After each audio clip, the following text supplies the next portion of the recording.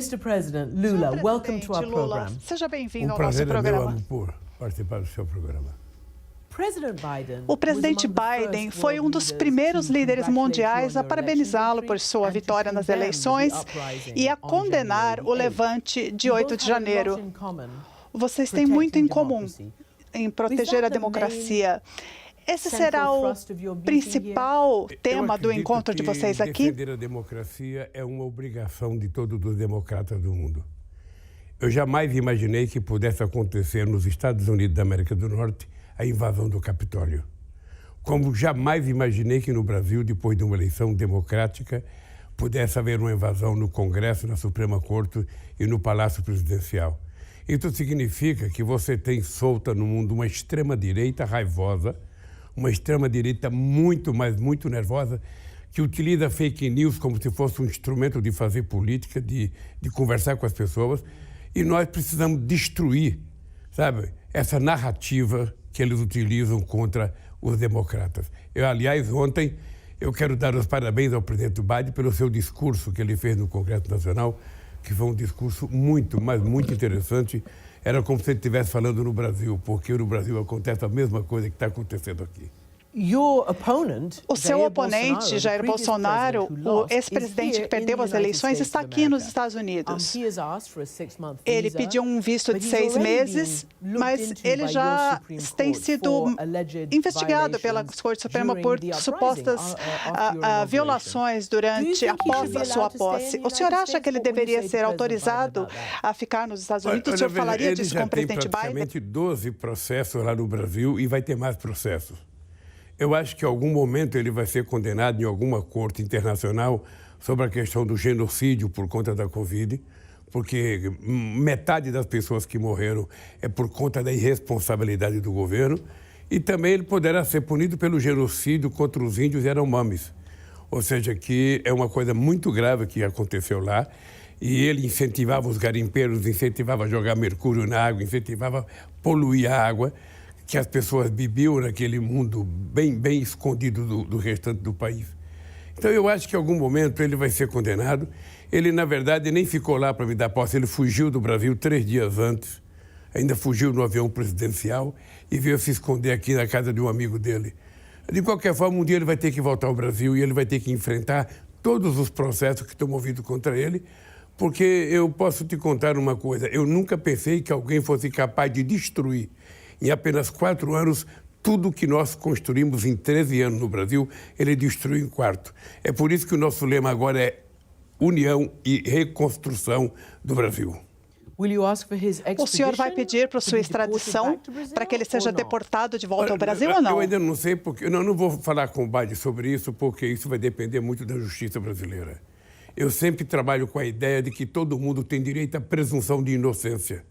Ele tem o direito de se explicar para a sociedade e ele tem o direito de ser julgado da forma mais democrática possível, da forma que eu não fui. Eu quero para ele a presunção de inocência que eu não tive. E nem por isso eu estou preocupado. Eu quero que ele seja julgado de acordo com a lei. Eu só posso tocar nesse assunto, o presidente Biden tocar no assunto. Se o presidente Biden não tocar, eu não vim aqui para falar mal, sabe, de um presidente que todo mundo sabe que ele é uma cópia fiel daquilo que o Trump foi nos Estados Unidos. Bom, tendo dito isso, obviamente, o 6 de janeiro aqui foi bastante traumático nesse país. Cientistas políticos notaram que no Brasil, depois do 8 de janeiro, as suas instituições, o governo, a mídia, a opinião pública, a Suprema Corte, foram rápidos em se unir em oposição ao evento de 8 de janeiro em seu país. Muito mais rápido do que o espaço público aqui nos Estados Unidos. O senhor acredita que um mês depois a democracia está segura em seu país? Eu acredito que as instituições que são criadas para garantir o processo democrático estão muito preparadas para enfrentar qualquer tentativa de golpe. Porque o que houve no Brasil foi uma tentativa de golpe organizada possivelmente para que acontecesse no dia 1º de janeiro, no dia da minha posse. Não aconteceu porque tinha muita gente e eles resolveram, quando todos nós estávamos muito tranquilos, resolveram fazer essa tentativa de golpe. Eu posso garantir que as instituições brasileiras estão comprometidas com o processo democrático. O Congresso Nacional, a Presidência da República e o Poder Legislativo e o Poder Judiciário estão totalmente irmanados para que a gente possa garantir a democracia. A Igreja, os movimentos sindicais, a sociedade como um todo, sabe, não quer que a democracia seja desmantelada, seja quebrada. Então, eu estou confiante que nós vamos seguir em frente no processo de reconstrução do Brasil, inclusive na reconstrução da nossa boa aliança com os Estados Unidos. A democracia também depende das forças de segurança.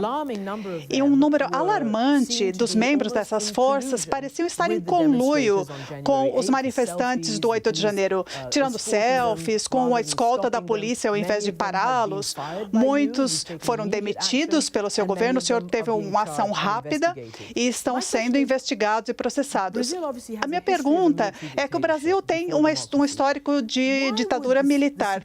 Por que as forças de segurança, o Exército, a Polícia Militar, a polícia fez isso no dia 8 de janeiro? Por que eles não foram mais fortes? Eu posso te garantir que a impressão que eu tenho é que todas as forças que tinham que cuidar da segurança de Brasília estavam comprometidos com o golpe. Todas as forças. Inclusive, nós tivemos que fazer uma intervenção no Estado de Brasília, no governador, tivemos que fazer uma intervenção na segurança de Brasília, colocamos um interventor para colocar ordem na casa. E o comandante do Exército de Brasília, embora ele não apareceu em nenhum momento falando a favor, a verdade é que eles estavam protegendo os acampamentos que estavam na frente do Exército pedindo golpe. E aí eu não tive dúvida de ter que trocar o comandante, coloquei um outro comandante, e um comandante que seja legalista, um comandante que saiba cumprir aquilo que está definido na Constituição para as Forças Armadas. Ela tem um papel importante em qualquer país do mundo. E no Brasil, o papel dela é defender os interesses do povo brasileiro, defender a nossa soberania e defender o povo brasileiro contra possíveis ataques externos. É esse o papel dela e nada mais. Então, ela não pode se meter em política. Acredita que eles deram um sinal, um aviso? Nós entendemos que o Bolsonaro, seu antecessor, teve milhares de policiais, militares colocados em posições do governo. Será que houve uma preocupação com a segurança, com a entrada deles no poder? Nós estamos detectando todas as pessoas que foram contratadas de forma ilegal, que são pessoas que são contratadas por ser de confiança do governo, estamos afastando do governo. Nós estamos tirando todo mundo que não é concursado e que foi contratado no período Bolsonaro do governo. Nós já detectamos gente recebendo salário em Miami. Nós detectamos gente recebendo salário em Lisboa. Nós já descobrimos gente recebendo salário em Paris, ou seja, pessoas ligadas a ele que, se colocarem em algum conselho, estão, sabe, ainda trabalhando em nome do Estado brasileiro. Toda essa gente será mudada e as pessoas que vão trabalhar serão pessoas responsáveis. E eu volto a te dizer uma coisa, daqui para frente as Forças Armadas brasileiras não participarão mais do processo político. Quem quiser participar, tira a farda, se candidate e enfrente a situação política da forma que um cidadão civil enfrenta e não tentar enfrentar a situação vestido de militar. O novo comandante tem noção de que as Forças Armadas não podem se meter em política. Presidente Lula, o senhor foi presidente por 2 vezes e o senhor foi cultuado em vários países. O presidente Barack Obama o elogiava muito. Muitas pessoas apreciavam a forma como o senhor tirou dezenas de milhões de brasileiros da extrema pobreza. O Brasil é diferente agora, a economia, o mundo está diferente. A agricultura, os commodities não estão como eram naquela época. E é um país muito dividido. O senhor ganhou por uma diferença muito pequena. O que o senhor deve fazer para trazer os resultados às pessoas e para unificar o país? Dou como referência o Brasil que eu peguei em 2003. O Brasil que eu peguei em 2003 tinha uma inflação de 12% e um desemprego de 12%. O Brasil que eu peguei em 2003 tinha uma inflação, tinha uma dívida externa de 30 bilhões de dólares. E o que nós... Tinha uma dívida interna pública de 60,7% do PIB. O que nós fizemos? Nós reduzimos a dívida pública de 60,7% para 37%. Nós pagamos 30 bilhões ao FMI e fizemos uma reserva de 370 bilhões de dólares. Nós reduzimos a inflação para 4,5% e geramos 22 milhões de empregos formais no Brasil. Foi isso que nós fizemos. E é isso que nós vamos fazer agora.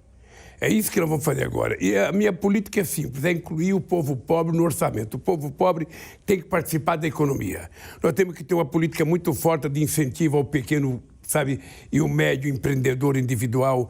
Nós temos que ajudar muito a pequena e média empresa. Nós temos que ajudar muito as cooperativas. Nós temos que voltar a fazer políticas de infraestrutura na construção de habitação popular, saneamento básico, em obra de estradas e ferrovias. Ou seja, nós já temos na cabeça, já temos projeto e, mais importante, nós sabemos como fazer. E pode ficar certo que daqui a 4 anos você vai ver o Brasil muito melhor do que o Brasil que eu recebi. Senhor presidente, o senhor falou sobre sua visão de que no governo anterior um genocídio foi cometido contra o seu povo. As mortes na Covid-19 e, em particular, as centenas de mortes entre os povos indígenas e Yanomami. Eu visitei essa região, inclusive, recentemente. O senhor visitou essa região. O que o senhor pode falar sobre o clima? É também um item muito importante na sua conversa com o presidente Biden. O senhor, a Amazônia não foi bem cuidada durante o governo anterior, não é isso? De 2003 a 2015, quando o PT governou o Brasil, a gente reduziu o desmatamento de 80% no Brasil. Nós assumimos compromisso em Copenhague, na COP15, de que a gente iria, inclusive, reduzir a emissão de gás de efeito de estufa e reduzimos em 39,6%. Ou seja, o compromisso nosso com a questão climática não é mais um compromisso teórico de compromisso de eleição, não. É um compromisso de ser humano que vive num planeta que precisa ser cuidado. Então, o Brasil hoje tem 30 milhões de hectares de terras degradadas. Você não precisa cortar uma árvore sequer, você não precisa fazer, sabe, avançar onde você não deve avançar, numa reserva indígena, numa floresta que serve de reserva florestal, sabe, marcada pelo governo. Você não pode permitir que alguém invada aquilo. Então, eu posso te garantir, nós temos um compromisso de governo, compromisso de cidadão e compromisso de humanista. Nós vamos chegar a desmatamento zero em 2030. É o compromisso nosso. É de tentar criar as condições para chegar ao desmatamento zero. Aí você tem que conversar com os prefeitos, conversar com os governadores e você, inclusive, ao invés de punir, você tem que premiar aqueles prefeitos e aqueles governadores que garantiram que no seu estado não tenha mais queimada, que não tenha mais desmatamento desnecessário. Ao invés de você punir, você incentiva ele, premia ele com alguma ajuda do governo federal para que ele se sinta motivado a ser participante das atitudes do governo. Pessoas que observam a democracia no Brasil veem uma nação dividida, como eu disse. O senhor provavelmente leu um artigo a seu respeito que diz que metade da população o ama e metade da população o despreza. Eu quero saber o que o senhor acha disso, mas também o fato de que unificar o Brasil é fundamental para escorar a democracia e assegurar que Bolsonaro não volte ao poder após o seu mandato. Como se faz isso quando metade da população o despreza? Nós vamos ter eleições no Brasil depois das eleições nos Estados Unidos. Nós vamos ver como é que a coisa vai acontecer nos Estados Unidos, porque aqui tem uma divisão muito marcada, igual tem o Brasil. Os democratas e os republicanos estão muito divididos, ou seja, ame ou deixe. É mais ou menos isso que acontece. Ou seja, no Brasil, nós somos um país mais pacificado. Ou seja, o brasileiro, na sua índole, ele gosta de ser feliz, ele gosta de música, ele gosta de futebol, ele gosta de carnaval. Ele não é um povo que tem a cultura, sabe, de odiar. O que aconteceu é que nós tivemos uma indústria de fake news que nós não conseguimos combater em igualdade de condições. E eu estou convencido que nem todo mundo que votou no Bolsonaro é bolsonarista. Eu estou convencido que um monte de gente que votou talvez não goste do PT por isso, talvez não goste do Lula. Mas veja, quando a gente ganha uma eleição, a gente tem que governar para todo mundo. Eu não quero saber se o prefeito de uma cidade, se o governador de um estado é bolsonarista. Eu quero saber se ele está interessado em ajudar a resolver os problemas do povo brasileiro. Se ele tiver, que venha. Veja, uma eleição sempre será dividida quando tem dois candidatos. Sempre ela é dividida na Alemanha, é dividida na França. Você viu a eleição do Macron, também uma divisão aqui. A única coisa estranha que aconteceu foi o que aconteceu aqui no Capitólio. Porque jamais a gente imaginava que no país que simbolizava a democracia, alguém pudesse invadir o Capitólio ou alguém pudesse ser tão desumano como era o presidente Trump. E o Bolsonaro é uma cópia fiel. É uma cópia, ou seja, como se você colocasse numa máquina e tirasse uma fotocópia. É a mesma coisa, sabe? Não gosta de sindicato, não gosta de empresário, não gosta de trabalhador, não gosta de mulheres, não gosta de negros, não gosta de conversar com o empresário. Ou seja, é ele e as mentiras deles. É ele, sabe, as fanfarras deles. Não gosta de falar com a imprensa. Sabe? Então, nós mudamos isso, querida. Nós mudamos e eu acho que o Brasil, aos poucos, vai se encontrando e, aos poucos, a democracia vai prevalecer. Esse é o meu compromisso e eu espero que daqui 4 anos você possa fazer uma outra entrevista comigo, que você vai ver como o Brasil já vai estar democrático. E vou te dizer uma coisa. Bolsonaro não tem nenhuma chance de votar presidente da República. Agora vai depender da nossa capacidade de construir a narrativa correta do que ele representou para o Brasil. Porque essa extrema-direita está no mundo inteiro. Ela esteve nos Estados Unidos, ela está no Brasil, ela está na Espanha, ela esteve na França, ela está na Hungria, ela está na Alemanha. Ou seja, é uma extrema-direita organizada que, se a gente não tomar cuidado, é uma atitude nazista. É uma atitude negacionista que nós nunca tínhamos visto. Então, como eu gosto da democracia, e a democracia é a melhor forma de você exercer o poder, convivendo democraticamente na diversidade, eu vou conversar com o presidente Biden, porque nós temos que melhorar a nossa relação política, a nossa relação cultural, a nossa relação comercial. Sabe, os Estados Unidos é muito importante para nós, e acho que o Brasil tem certa importância para os Estados Unidos. E o que nós queremos é que 2 nações grandes, que são democráticas, possam ajudar a fortalecer a democracia em todo o continente latino-americano e no planeta Terra. O senhor fala muito de democracia, senhor presidente, e parece que o senhor está a ter um certo conflito com questões que os Estados Unidos tratam da democracia no mundo, que é a Ucrânia. O senhor não acredita, parece, no apoio ocidental da Ucrânia pelos países ocidentais? O senhor disse algumas vezes isso. E por que não? E por que Lula está tão comprometido com a democracia em seu país e não no exterior? Eu estou muito comprometido com a democracia em qualquer lugar do planeta Terra. O que eu acho que, no caso da Ucrânia e da Rússia, é preciso ter alguém que fale em paz. É preciso que se crie interlocutores para tentar conversar com as partes. Essa é a minha tese, ou seja, nós precisamos encontrar interlocutores que possam sentar com o presidente Putin e mostrar o equívoco que ele cometeu a invadir a integridade territorial da Ucrânia. E nós temos que mostrar para a Ucrânia que é preciso aprender a conversar mais para a gente evitar essa guerra. A gente tem que parar essa guerra. Okay. Então, o que eu vou conversar com o presidente Biden? Eu não sei o que ele vai conversar comigo, mas o que eu quero conversar com ele é de que é o seguinte: é preciso criar um conjunto de países para negociar a paz. Eu acho que... But you have those countries, the BRICS. Nós temos esses países, o senhor tem no BRICS, a Rússia, a China, a Índia. Nenhum deles parece querer falar da paz.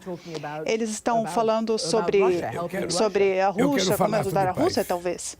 Eu quero falar sobre paz com Putin, quero falar paz com o presidente Biden, quero falar em paz com Xi Jinping, quero falar em paz com a Índia, quero falar em paz com a Indonésia, quero falar em paz com todo mundo, porque, para mim, o mundo só vai se desenvolver se houver paz, se houver tranquilidade. Right. Okay, that's nice, but do you believe Legal, mas o senhor acredita que um país que é um soberano, independente, democrático, como seu país, como a Ucrânia, tem o direito à autodefesa e de se defender contra uma invasão ilegal? Lógico que ela tem o direito de se defender. Lógico que ela tem direito de se defender, até porque a invasão foi um equívoco da Rússia. Ela não poderia ter feito isso. E, afinal de contas, ela faz parte do Conselho de Segurança Nacional. Ou seja, e isso não foi discutido no Conselho de Segurança. Então, o que eu quero é dizer o seguinte: olha, o que tinha que ser feito de errado já foi feito. Agora é preciso encontrar pessoas para tentar ajudar a consertar. E eu sei que o Brasil não tem muita importância no cenário mundial, sabe, nessa lógica perversa dos conflitos do mundo, mas eu posso te dizer que eu vou me dedicar para ver se encontro um caminho para alguém falar em paz. Eu tive com o chanceler alemão esses dias. E ele foi no Brasil. E ele lhe pediu para que o senhor enviasse os seus tanques Leopard. E o senhor disse mandar não. Munição. E eu não quis mandar, porque eu falei, se eu mandar, eu entrei na guerra. Eu falei, se eu mandar, sabe, as munições que você está pedindo, eu entrei na guerra. E eu não quero entrar na guerra, eu quero acabar com a guerra. Eu não quero entrar na guerra, eu quero acabar com a guerra. Esse é o meu dilema e esse é o meu compromisso. Sabe, eu agora estou visitando a China em março, vou conversar muito com o presidente da China sobre o papel que ele tem para jogar na questão da paz. E esse é o meu trabalho. Esse é o meu trabalho. Eu comecei com o chanceler alemão, falei com o Macron, vou falar com o presidente Biden, vou falar com o Xi Jinping, vou falar com os indianos, vou falar com todos os países. Nós temos que ter um grupo de pessoas, um grupo, sabe, que fale em paz. Que fale em paz e mostrar que a paz é a única coisa que pode restabelecer a dignidade da vida humana, o direito dele trabalhar e de viver dignamente, decentemente. É isso que os russos têm que compreender e é isso que os ucranianos têm que compreender. Agora, é preciso criar uma narrativa, sabe? Porque a Rússia não é um país qualquer. Então, é preciso construir uma narrativa. Preciso construir uma narrativa que dê a eles, ou seja, o mínimo de condições de parar. Como os Estados Unidos parou a guerra do Vietnã, não era fácil parar, mas teve que parar um dia. Teve que parar. Então, se ela começou errada, nós temos que consertar agora. Pare a guerra e depois vamos discutir numa mesa de negociação, sabe, o que é que a gente quer de verdade. Can I ask you a final question, Posso fazer uma última pergunta, uma pergunta pessoal? O senhor tem uma história de vida dramática, um retorno dramático ao poder depois de estar na prisão, de estar preso. O senhor sobreviveu a esse desafio, essa insurreição do dia 8 de janeiro. E é o presidente mais velho a tomar posse no Brasil e o Joe Biden é um dos mais velhos aqui na história dos Estados Unidos. O que o motiva pessoas da sua idade a continuarem a fazer isso? Eu digo sempre o seguinte, a velhice, ela só existe para quem não tem uma causa. Se você tem uma causa e você, sabe, se dedica a essa causa, a velhice não existe, ela deixa de existir. É por isso que eu digo todo santo dia, eu tenho 77 anos, mas eu digo, eu tenho energia de 30. Eu tenho disposição de trabalhar 24 horas por dia, eu não canso trabalhando, porque eu tenho uma causa. Minha causa é o povo brasileiro, eu preciso melhorar a vida deles. Eu preciso mostrar que ele pode comer 3 vezes ao dia. Nós tínhamos acabado com a fome no Brasil, agora tem 33 milhões de pessoas passando fome. Num país que é o terceiro produtor de alimento do mundo, num país que é o maior produtor de proteína animal do planeta, como é que se explica as pessoas ficarem com fome? Então, outra vez eu vou acabar com a fome nesse país. Outra vez nós vamos fazer com que a economia brasileira volte a crescer. E outra vez a gente vai gerar emprego, porque é isso que eu quero para o Brasil. Eu vi o discurso do Biden ontem, eu li o discurso dele inteiro, eu acho que é um discurso que poderia ser feito no Brasil tranquilamente. Se eu fizesse no Brasil hoje o discurso que o Biden fez no Congresso americano, eu seria chamado de comunista no Brasil. O mercado me chamaria de comunista. You know they do call you communist. Eles chamam o senhor de comunista, né? É verdade isso. Thank you very much for being Muito with us. obrigado por estar conosco. Muito obrigada. Obrigado a você, meu amor.